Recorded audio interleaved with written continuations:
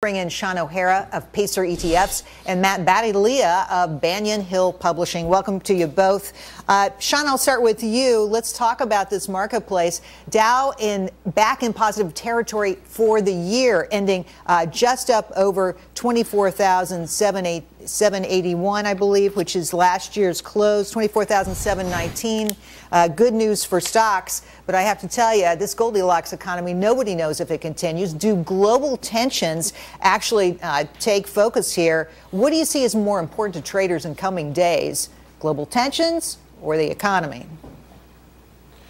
Probably a little bit of both. You know, with regard to the global tensions and potential conflicts, generally speaking, if you look at the last 6 major conflicts that we've been involved with, the average return on the market 30 days prior is about down a little bit less than 1%. But then in the 30 days after the conflict starts, the market tends to rally. So I think uncertainty is the real culprit if you look at those types of numbers. As far as the overall economy, I think that's the driver.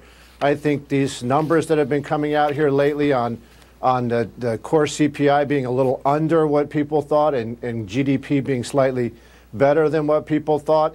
The earnings season that we're just coming through has been a terrific earnings season. So all that sets up pretty well for stocks. But looking forward, my big concerns would be there's a massive unwinding of the Fed balance sheet. Well, that's a big thing that we don't spend a ton of time talking about, but some good economic news coming out. Those inflation expectations point to a Goldilocks economy, but spoiling that party could be oil prices. B of A, as we've been saying all hour, predicting oil could go to $100 a barrel, and by that we mean Brent, not West Texas Intermediate, as Cheryl's been saying all morning. It's not just Iran coming offline that boosts prices, but collapsing production in Venezuela that could push Brent to that key threshold. What impact does this have on markets and the economy? How do traders respond? Matt?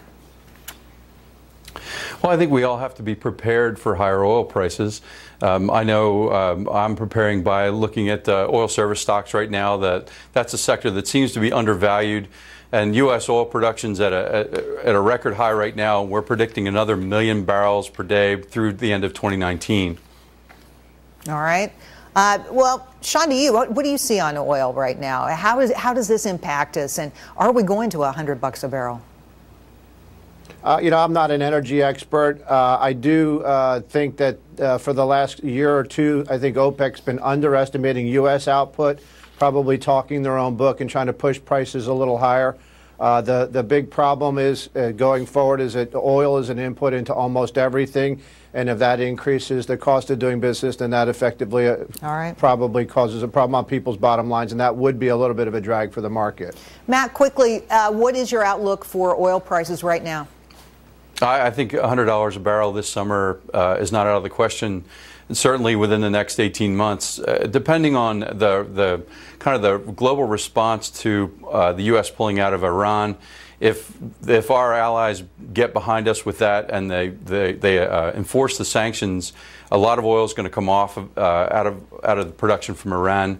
That's going to tighten the oil market a lot more. And what that'll mean is that any shocks that come out of the Syrian conflict, if Israel and Iran get into a war or escalate what they're doing right now, I think higher oil prices are inevitable.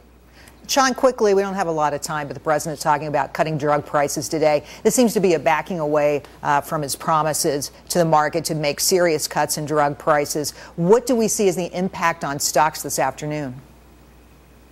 I think it probably puts a little pressure on the big pharma names. I think if you're going to play that sector, you probably look at the biotech names instead.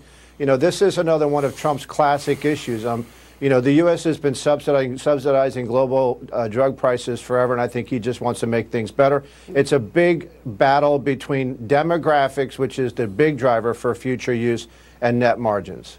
Matt and Sean, thanks for coming on. Great to talk to the two of you. Thank you for having me. Thanks for having me.